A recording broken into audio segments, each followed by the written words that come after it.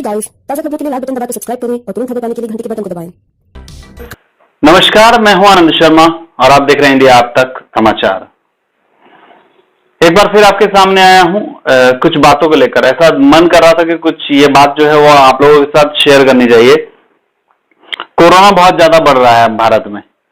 ये बात अब लगातार मीडिया में आ रही है, सभी तरफ से खबरें आ रही है कि कोरोना लगातार बढ़ रहा है। सरकार भी ये कह चुकी है कि कोरोना का सेकेंड स्ट्रेन जो है वो काफी ज्यादा बढ़ रहा है, काफी ज्यादा घातक है और लोगों को संभल कर रहना चाहिए। ऐसे लगातार जो सरकार है वो कह रही है, केंद्र सरकार बीजेपी सरकार है। मुझे एक चीज अभी तक समझ में नहीं आई कि जहां चुनाव है वहां कोरोना नहीं है क्या? बिहार में चुनाव था, कोरोना नहीं। अभी बंगाल में आने वाले कुछ समय में चुनाव है, वहां पे बीजेपी के अमित शाह जी स्वयं रैली कर रहे हैं, वहां कोरोना नहीं है। वहां कोरोना का प्रसार कुछ भी नहीं है। शादी में आपने बाइंडिंग्स लगा रखी है कि इतने ही लोग आएंगे। किसी कार्यक्रम के अंदर आपने नियम लगा रखे हैं, इतने ही लोग आएंगे। रैलियों में कोई नियम नहीं है। रैली में कौन आएगा, कितना आएगा, कितने लोग आएंगे, ऐसा कुछ भी नहीं है। हजारों लाखों लोगों की भीड़ रैली में जुड़ रही है, रोड शो कर रहे हैं। तब कहां गया आपका ये नियम कानून वगैरह जो कुछ भी है जो आप लाद रहे हैं जनता के ऊपर, ये कहां गया? तब कानून नहीं है आपके पास। ममता दीदी रैली कर रही हैं, तब आपके पास कोई कानून वानून नहीं है, कोरोना है ही नहीं। और ममता दीदी तो अभी करी है, पहले तो अमित शाह जी ने रोड शो किया है।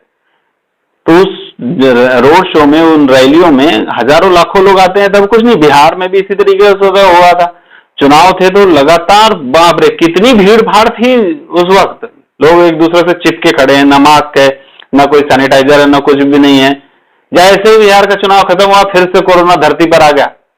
बिहार का चुनाव था तो अचानक आप लोगों ने देखा होगा कोरोना की संख्या जो थी मरीजों की वो लगातार कम हो रही थी। ऐसा लग रहा था जैसे अब कोरोना चला गया है। जहां 100 मरीज कोरोना के बताए जा रहे थे, वहां अचानक से सभी राज्यों में, सभी जगह पर सिस्टमेटिकली कम हो गया सब कुछ। जहां 100 थे वहां 10, 9, 8, 7 आने लगे। सब एकदम खुश कि वाह कोरोना चला गया। जैसे ही बिहार में चुनाव खत्म हुआ, कोरोना तीसरे चौथे दिन से तो दिल्ली में कितने मरीज मिलने लगे, बाकी राज्यों में कितने सारे मरीज मिलने लगे, धड़ाधड़ सब कुछ।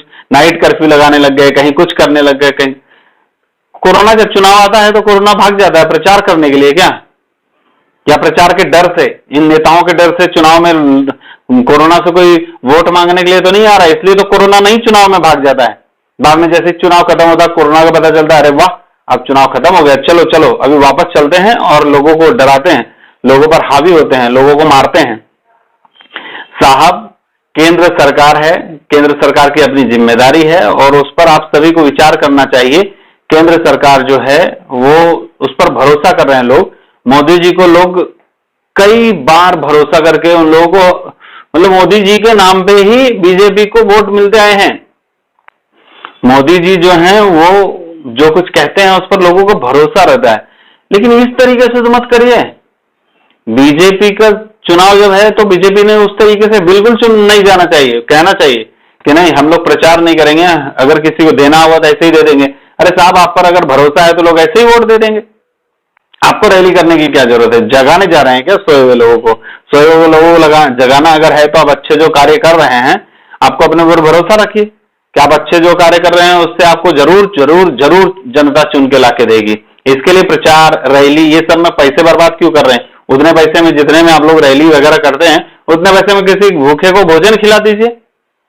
पार्टी है, पार्टी को फंडिंग है तो पार्टी का, देश का भी तो कुछ बनता है ना पार्टी के लिए को करने का। आपने करना चाहिए। चुनाव के रैलियों में क्यों जा रहे हैं? ममता बनर्जी के यहाँ क्यों जा रहे हैं प्रचार करने के लिए? अगर आप अच्छा कार्य कर रहे हैं तो सब कुछ अच्छा ही होना चाहिए आपके साथ। उसके लिए प्रचार करने जाने की क्या जरूरत है? और प्रचार करने जा रहे हैं, रैलियों में लगातार भीड़ भाड़ लेके जा रहे हैं, तो फिर लोगों को क्यों डरा रहे हैं? लोगों के लिए बंदिशें क्यों ला रहे हैं? पहले खुद को तो बंदिशें में डाल लीजिए, बाद में आप लोगों को कहिए कि ये इस तरीके से नहीं होना चाहिए, वो उस तरीके से नहीं होना चाहिए। कोई व्यक्ति अपने घर में कोई पारिवारिक समारोह मना रहा है, उसके लिए आपने बाउंडिंग लगा दी है। और आप रैली कर रहे हैं हजारों लाखों लोगों की, तो चलता है सब कुछ। ये कैसा अत्याचार है? वहां पे नहीं है कुछ भी कोरोना वगैरह क्या? और वहां जो लोग कोरोना से संक्रमित होंगे वो देश भर में जाके घूम के और कोरोना फैलाएंगे, तब चलेगा आपको। और जो लोग विदेश से आ रहे हैं, इधर उधर से ट्रेवल कर रहे हैं, उनको आप लोग कुछ ना कुछ टेस्ट लाजिम करेंगे। टेस्ट तो होना ही चाहिए, ये टेस्ट करना ही पड़ेगा, वो टेस्ट करना ही पड़ेगा। साहब देश के साथ अब तो सुधर जाइए, देश के साथ अब ऐसा मत कीजिए। बीजेपी पे बहुत सारे लोगों का भरोसा है, और भरोसा एक बार टूट गया ना तो जिंदगी में बीजेपी फिर से कभी नहीं आएगी।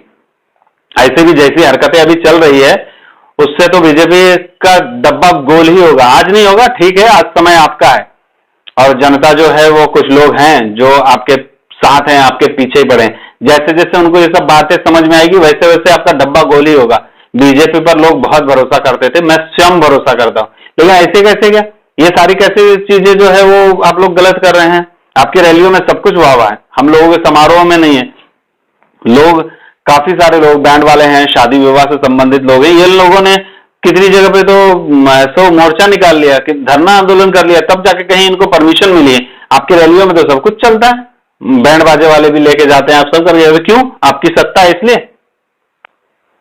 साहब जमीन पर आ जाइए आप लोग बीजेपी वालों, नहीं तो प्रॉब्लम क्रिएट होगी ही।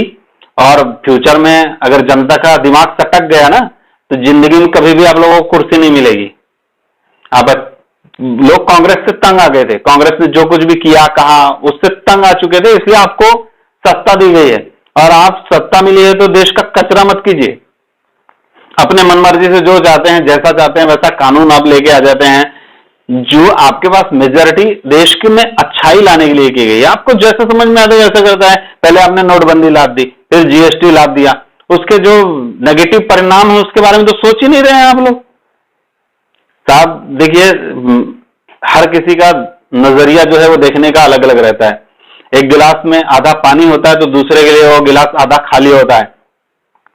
लेकिन ये जो नजरिया है ना, वो जिस दिन पूरे पब्लिक का, पूरे देश का नजरिया अगर एक हो गया और उनको ये लगने लगा कि जी हाँ सारी चीजें खराब हो रही है बीजेपी के राज में, तो बीजेपी जिंदगी में दोबारा कभी भी राज्य नहीं कर पाएगी। आप लोग क्या चाह रहे हैं कि इकट्ठा सब कुछ जमा कर लो और जो हो वो बंद हो जाए? कितनी सारी तो आप लोगों ने चीजें जो गवर्नमेंट की थी वो पब्लिक सेक्टर में ला दी है। प्राइवेट लोगों को ट्रेन दे दी है, प्राइवेट ट्रेन बंद हो चुकी है। अभी तो कोरोना काल में तो बंद कर दिया, सरकार ने नहीं बंद किया, सरकार अपने रेलवे चला रही सब कुछ, लेकिन प्राइवेट वाले को पता है कि उसका नुकसान हो रहा, उसने बंद कर दिया। तो वो नुकसान फायदा वो देख रहा है, आपने उसी को दे दिया सब कुछ। अभी किसान जो है कितने दिनों से बैठे हुए हैं आप लोगों के सामने, उसके ऊपर कुछ भी नहीं निकल पा रहा है, कोई हल नहीं निकल पा रहा। आप अपनी जिद पे अड़े हैं कि ये कानून तो हमने बनाया है तो हम लाएंगे ही। साहब कानून बड़ा नहीं है, अन्नदाता बड़े हैं, किसान बड़े हैं। किसान के साथ जो लोग खड़े हैं उन लोगों का सम्मान कीजिए, किसानों का सम्मान कीजिए। अगर उनको नहीं समझ में आ रहा, आपको लगता है आपका कानून बहुत अच्छा है और किसानों के पूर्ण विकास का है, तो थोड़ा रुकिए ना, अभी कैंसिल कर दीजिए। पहले किसानों को अपने विश्वास में लीजिए, किसानों को समझने दीजिए कि जो कुछ भी आप कर रहे हैं वो उनके भले के, उनके फायदे का होगा। कोई नहीं करेगा किसान आकर धरना आपके सामने जिस दिन ऐसा हो गया तो। आप पर विश्वास नहीं है इसलिए ये चीजें की जा रही है। किसान पागल नहीं है। और जो लोग कह रहे हैं ना पैसे से खरीद के ले आए, पैसे के लिए, इतने लोग पैसे से खरीद के आने वालों से नहीं है, सबको अपने जैसा समझ रखे हैं क्या? जो जमीन बेच दिया करते हैं, वहां पे बेचारा अन्नदाता सड़क पर बैठा है और आप लोग जो हैं राजनीति की रोटी सेक रहे हैं। ये कह रहे हैं कि उन लोगों को लालच दिया गया है, पैसे देकर उन लोगों को वहां लाया गया है। जरा शर्म करिए और लोगों को ऐसा बोलना छोड़ दीजिए। जनता को भी समझने दीजिए क्या चल रहा है क्या नहीं चल रहा है।